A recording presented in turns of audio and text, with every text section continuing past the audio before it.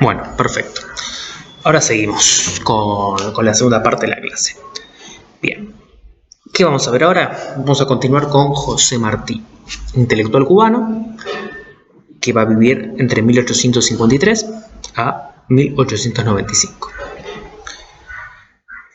Su obra principal va a ser Nuestra América, de 1981. José Martí va a ser un intelectual cubano clave para Cuba, pero para América Latina también. Va a ser una figura central en el proceso revolucionario de finales de siglo, en el cual Cuba se va a independizar de España. Ustedes tengan en cuenta que, como les dije antes, en 1824 se logra expulsar a los españoles de gran parte de América Latina, casi toda, excepto de Cuba y Puerto Rico. Bueno, ahí van a seguir hasta finales del siglo XIX, hasta puntualmente 1898, que van a lograr independizarse de España. Después los va a ocupar Estados Unidos, pero bueno, eso va a ser otro problema que vamos a seguir viendo en la materia. Ahora bien, José Martí va a ser un liberal, igual que Sarmiento. Va a tener en la cabeza este proyecto civilizatorio que viene de la Ilustración también. Va a valorar como positivo los adelantos y ciertas ideas de Europa. Pero va a ser un liberal que ya vio lo que fueron los liberales latinoamericanos durante todo el siglo XIX. Cuando Martí está pensando en la revolución en Cuba, ya vio los proyectos nacionales que se construyeron las élites liberales en toda América Latina, que se van a constituir estados que van a continuar con la tarea civilizatoria, digamos, de colonización, de subordinación de los sectores populares y los no blancos, y en muchos casos exterminio y genocidio de pueblos originarios, y de destrucción de los mecanismos de organizaciones comunales de los pueblos originarios en distintas latitudes de América Latina. Ejemplos: la pacificación de la Araucanía en Chile, la conquista del desierto y del Chaco en Argentina, la masacre de los charrúas en Uruguay. Ejemplos está lleno, ¿no? Todos los abusos de las comunidades mayas en Guatemala y México, en Cuba y en el Caribe, que estaba a la llegada de Colón, estaba el pueblo taíno, no quedó nada del pueblo taíno. Bueno, entonces Martí ya vio todo ese proceso. Martí ya de muy joven va a incorporarse a la lucha por la independencia de Cuba, y de muy joven va a estar preso, va a ser obligado a hacer trabajos forzados, y después, gracias a que el padre fue policía, creo que llegó a ser comisario, logró hacer gestiones para que lo larguen antes a Martí, y Martí se va a España a estudiar en la Universidad de Salamanca, la carrera de Letras y Filosofía. Hay una película muy buena, si ustedes quieren introducirse un poquito más en la vida de Martí, más que nada en la juventud de Martí, que se llama El Ojo del Canario. Es una película cubana que la van a encontrar fácilmente en YouTube. Bueno, bien. Entonces, les decía esto, ¿no? De Martí. Él va a vivir en España, va a recorrer Francia, después se va a ir a Estados Unidos, va a volver a Cuba, ¿no? Por sus actividades revolucionarias va a tener que irse para que no lo metan preso otra vez, y va a recorrer Guatemala y México. Incluso va a dar clases de letras y filosofía en universidades de México. Y a partir, digamos, de este recorrido que hace Martí, de conocer las principales capitales del mundo, de recorrer otros países, incluso va a viajar a Venezuela también, de conocer muchas realidades, ver cómo se están plasmando los proyectos liberales en América Latina, en Estados Unidos, en Europa, él va a tener un pensamiento bastante original. Va a ser un liberal Es muy curioso, va a ser un liberal que va a ser reivindicado por los comunistas, el único liberal, ¿no? Reivindicado por los comunistas cubanos en el siglo XX. Si ustedes, por ejemplo, ven a Julio Antonio Mella, un joven que fue presidente de la Federación de Estudiantes Universitarios de Cuba y después fue uno de los fundadores del Partido Comunista Cubano, va a ser un activo lector de Martí. Y a su vez, en todos los discursos de Fidel Castro siempre aparece José Martí. Entonces es una figura interesante, bisagra, con un pie en el siglo XIX, pero otro pie en el siglo XX. Bueno, ¿qué va a decir Martí? Voy a leerles una cita, un fragmento de su obra, que él va a hacer la siguiente reflexión cuando esté en México. Él va a decir, esto es un recorte, pero también es cierto que México tiene conflictos suyos, a los que de una manera suya debe juiciosa y originalmente atender. La imitación servil extravía en economía como en literatura y en política. Un principio debe ser bueno en México porque se aplicó con buen éxito en Francia. Asístese esto a veces sin pensar que esto provoca una pregunta elocuente. ¿Es la situación financiera de México igual a la de Francia? ¿Se producen las mismas cosas? ¿Están los dos países en iguales condiciones industriales? Debe haber en la aplicación del principio económico relación igual a la relación diferencial que existe entre ambos países, así con los Estados Unidos, con Inglaterra y Alemania. Entonces acá va a ser una primera reflexión, que esto lo puede tener ciertos puntos de contacto con Sarmiento. Él va a decir, lo que sirve para Francia, ¿sirve indistintamente para México? No. Él va a decir que esta imitación servil extravía en economía como en literatura y en política. Él va a ser un gran literato, ¿no? Va a escribir grandes ensayos y también va a ser un político central en la conformación, digamos, del Partido Revolucionario Cubano para la Independencia. Entonces él va a decir, no podemos aplicar el modelo de Francia, de Estados Unidos, de Alemania, de Inglaterra a México o a cualquier otro país latinoamericano, Cuba, él está pensando en Cuba, porque son realidades distintas, se producen cosas distintas, son economías distintas, el desarrollo industrial y financiero de un lugar y otro no es el mismo. Entonces, en política, en economía, en literatura, México tiene que ser distinto a Francia. Puede tomar algunas cosas, porque él no descarta todo lo europeo. Él toma muchas cosas del europeo y del liberalismo, pero va a decir que no hay que hacer una imitación servil. Hay que readaptarla a la realidad latinoamericana. Él va a decir hispanoamericana, porque él está pensando en la América hispana, que es lo que más conoce, ¿no? Bien. Él en su obra Nuestra América, que va a ser como el ensayo de Martí, el gran ensayo de Martí, que lo podemos contraponer al Facundo de Sarmiento, él va a ponerse en las antípodas de Sarmiento, se va a poner en el extremo opuesto de Sarmiento. Él va a decir, la lucha en Nuestra América es entre la naturaleza y la falsa erudición. ¿Qué es la naturaleza? Son los pueblos originarios. Son lo local, son los campesinos, es el pueblo. ¿Qué es la falsa erudición?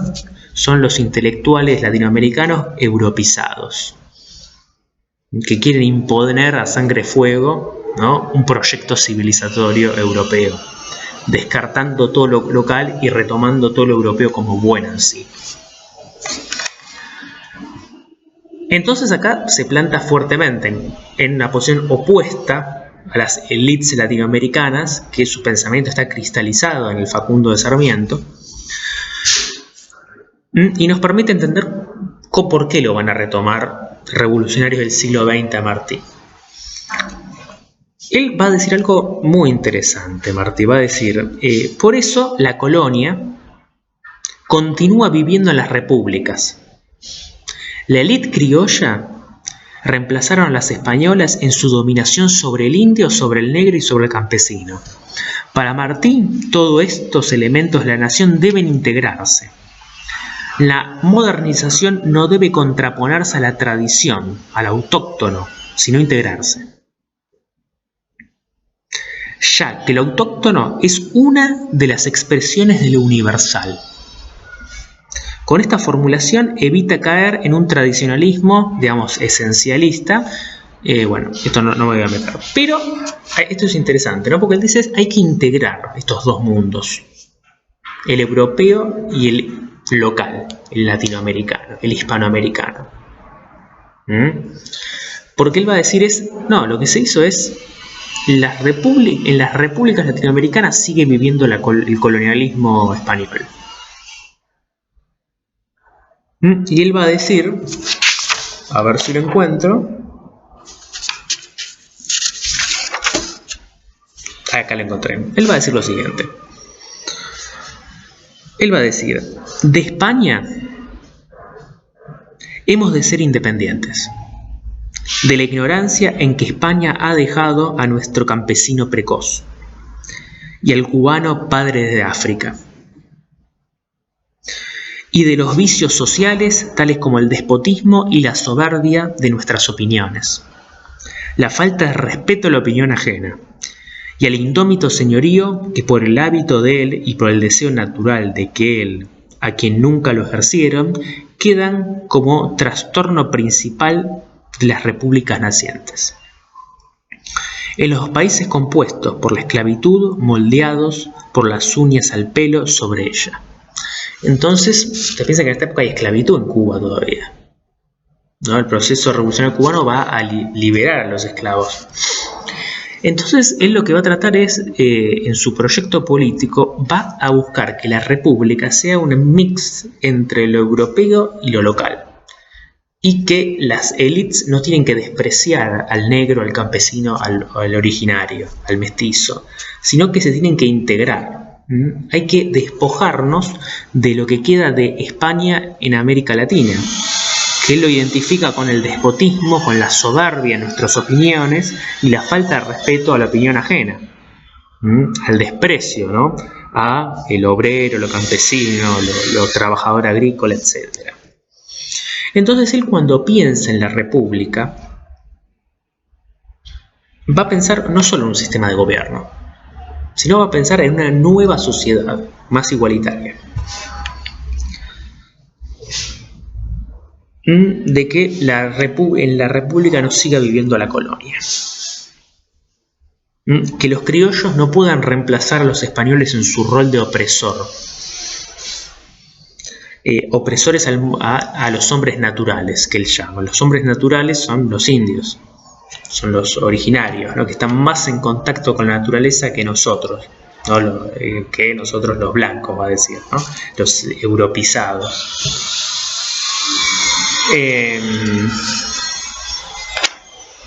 Bueno, hasta acá el pensamiento de Martí. Obviamente hicimos como una aproximación. Otro aspecto que, antes de cerrar con Martí, por ahora me interesaría destacar, es que él va a decir yo veo un peligro. El peligro es Estados Unidos. Él va a decir, no tengo acá la frase, he vivido en el monstruo y conozco sus entrañas. Y él va a tener mucha desconfianza en que Estados Unidos se transforme en la Nueva España. Y no se va a equivocar, ¿no? Porque él va a morir al principio de la Revolución Cubana. Y cuando los independentistas cubanos están independizando, le están ganando la guerra a los españoles, se mete el ejército norteamericano y le arrebata la victoria a los cubanos. Y le va a quitar a España las colonias de Puerto Rico, que actualmente sigue siendo una colonia norteamericana, y Filipinas en Asia. Y a su vez en Cuba no lo va a ocupar militarmente, después se va a ir, pero va a dejar la famosa enmienda Platt, que habilitaba a Estados Unidos para intervenir militarmente Cuba siempre que Estados Unidos lo considerara apropiado. Entonces, que los independentistas cubanos se quedan como una especie de victoria mutilada.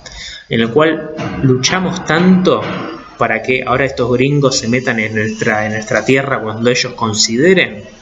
Bueno, ese rencor, digamos, va a estar latente cuando veamos todos los procesos revolucionarios en Cuba, ¿no? El máximo expresado en la Revolución Cubana del 59.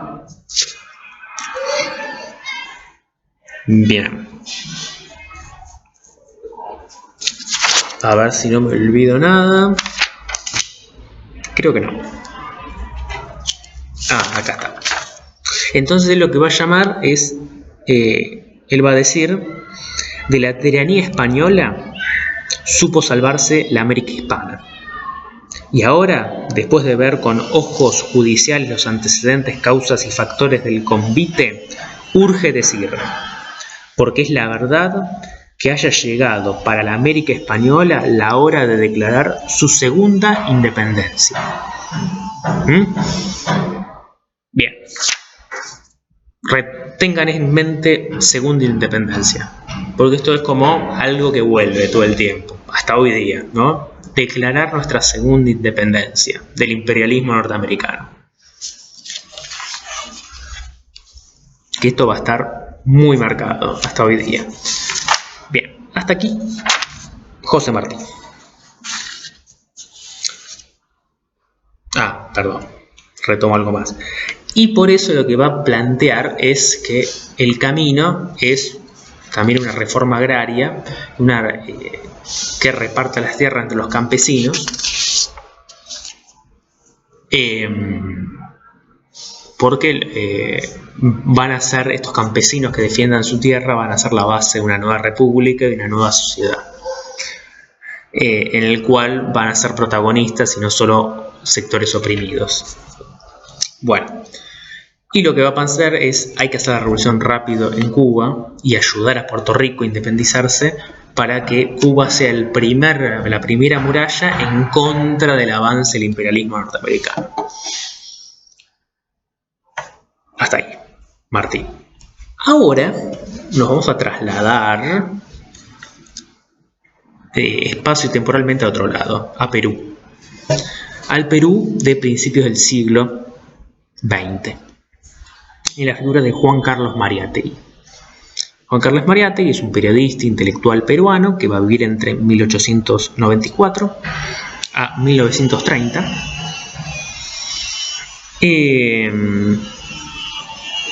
Que va a ser, va a recorrer Europa.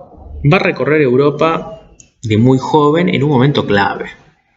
Va a recorrer Italia en 1919-1920, en el Bienio Rojo, que van a ser 2 años de una intensa movilización popular obrera en Turín, en el norte de Italia, inspirada en la Revolución Rusa que se había dado en 1917, en la cual se constituye la Unión de Repúblicas Socialistas Soviéticas o Unión Soviética o URSS.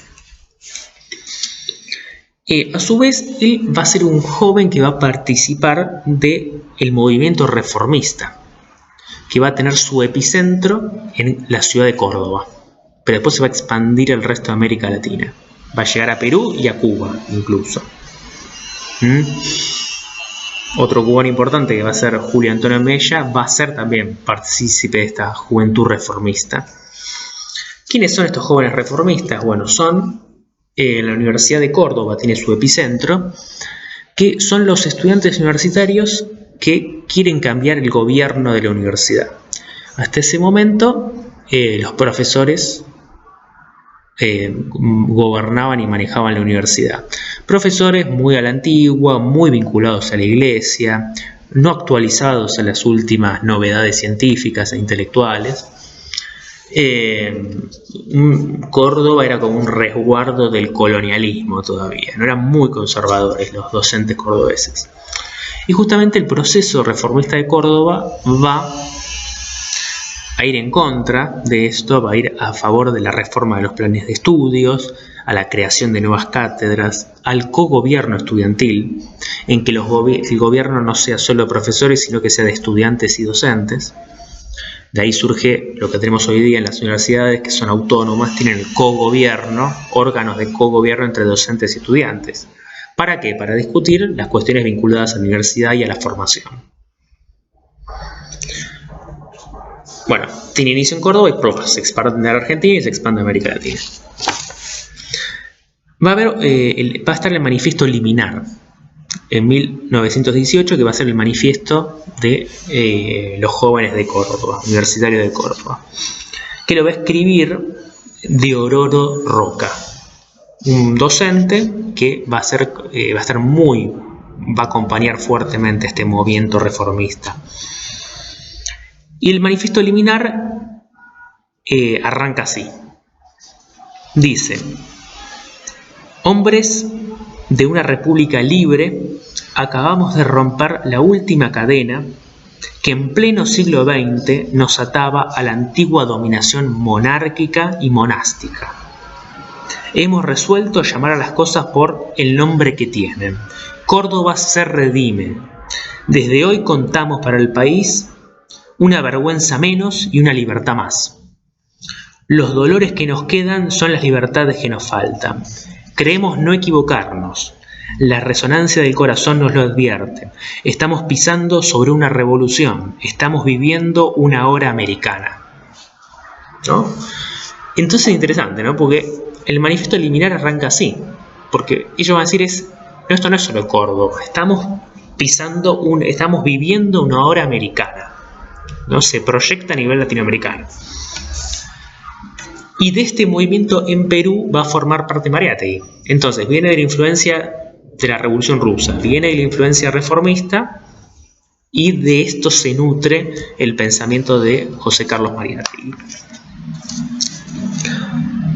Bien, dicho este antecedente de este autor, él en 1923 vuelve a Perú de su gira. En 1926 va a formar parte del APRA, de la Alianza Popular Revolucionaria Americana, dirigido por Aya Latorre, que era una amplia alianza de sectores de izquierda y sectores nacionalistas.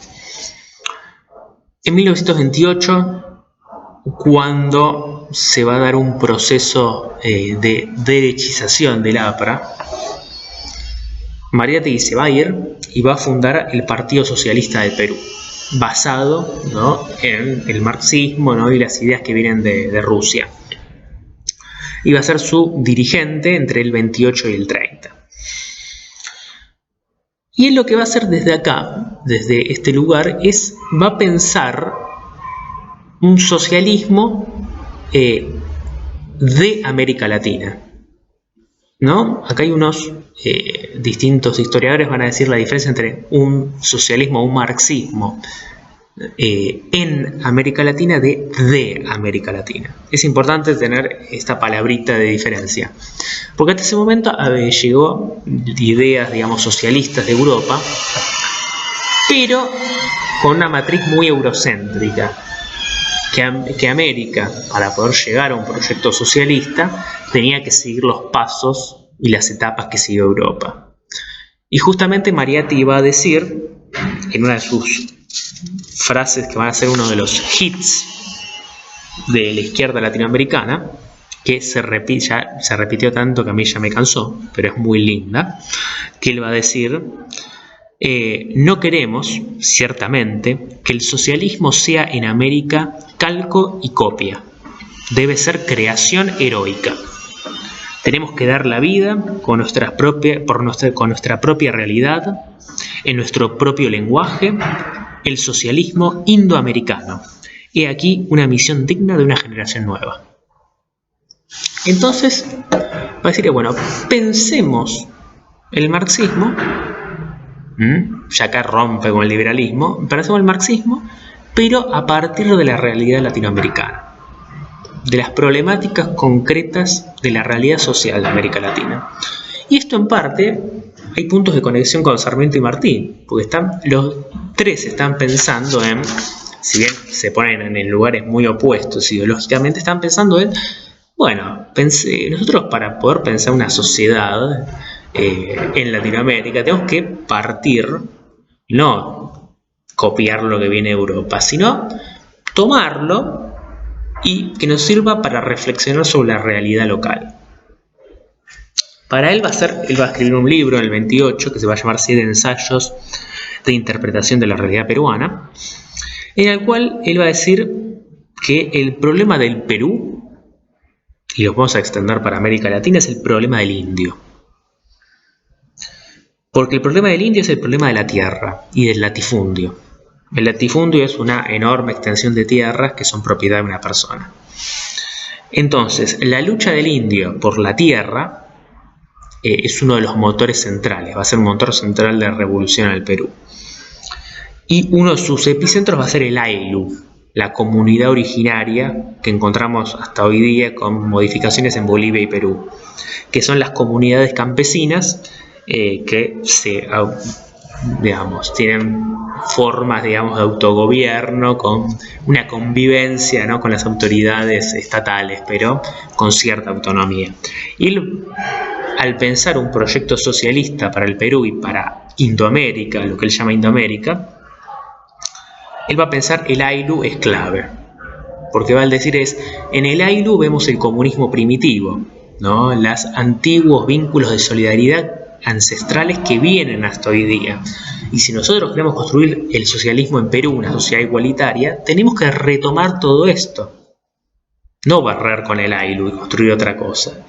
No, hay que partir del Ayllu hacia donde queremos llegar, ¿no?, hacia una sociedad más igualitaria. Bueno, ¿por qué es importante Mariátegui? Porque, por ejemplo, el Che Guevara, cuando esté en su periodo hippie, mochilero por América Latina, cuando llegue a Perú, le van a caer a las manos las obras de Mariátegui y las va a devorar. Va a ser muy importante, ¿no? Por ejemplo, en la Revolución Cubana después de la Revolución se va a reeditar la obra de Mariátegui, ¿no? Entonces, vemos que estos tres autores que fuimos recorriendo, Sarmiento desde una tradición liberal muy marcada, Martí como puente, ¿no?, y Mariátegui desde el marxismo. Martí como nexo entre los dos. Bueno, a ver, por ejemplo, olvidé de algo, pero central. ¿Cómo se llama este colegio? Juan B. Justo. Juan B. Justo, ¿quién fue? El que fundó el Partido Socialista Argentino. El que tradujo al castellano, la primera traducción al castellano en América Latina de la obra de Marx, El Capital. Pero justamente el socialismo de Juan B. Justo es un socialismo más europeizado, que se contrapone al socialismo de Mariátegui, que es indoamericano, ¿no? Entonces, es interesante, ¿no? Digamos, sobre esto podemos seguir retomando. Pero bueno, me parece que como aproximación a la pregunta de qué es Latinoamérica, obviamente no lo soldamos hoy, pero lo que vimos a lo largo de esta clase son elementos para poder pensarlo. ¿Cómo pensaron desde América Latina Sarmiento, Martí y Mariátegui? ¿Cómo pensaron su realidad? ¿Cómo pensaron los problemas de su sociedad? Las identidades, los sectores sociales en discusión, los proyectos políticos y sociales que hay que constituir. Todo eso convive hoy día en las realidades latinoamericanas diversas. Ejemplo, dato de color, así por ejemplo, para que se entienda esto. Vieron que hoy en Colombia, desde hace semanas, hay una enorme movilización popular y una represión policial y del ejército salvaje, ¿no? Que una de las consignas es dejen de matarnos. Yo trabajé con un chico que es colombiano muchos años, que hace unos años se volvió a Colombia, y le preguntaba qué onda, qué pasaba, cómo lo veía allá, y me decía, bueno, acá el camino que tenemos que seguir es el camino de Chile hace 2 años, ¿no? De las manifestaciones chilenas en contra del gobierno, que desencadenó en un proceso de constituyente, ¿no?, de reforma de la constitución chilena, que hoy día se está discutiendo en Chile. Entonces, muy llamativo, ¿no?, que un colombiano que vive en Argentina, cuando está pensando en la movilización colombiana, dice el modelo Chile, ¿no? Entonces vemos cómo estos lugares que parecen muy dispersos y muy distintos, Argentina, Chile, Colombia, están unidos, tienen puntos de conexión, que uno si quiere no los ve, no los puede ver, pero si uno lo piensa, bueno, hay algo, un hilo que une todo. Bueno, en esta materia lo que vamos a tratar de hacer es, bueno, ver qué es esto, qué es América Latina, qué es esta identidad latinoamericana, qué tenemos en común, etc. Saludos y nos vemos. Espero que se pueda subir bien todo esto.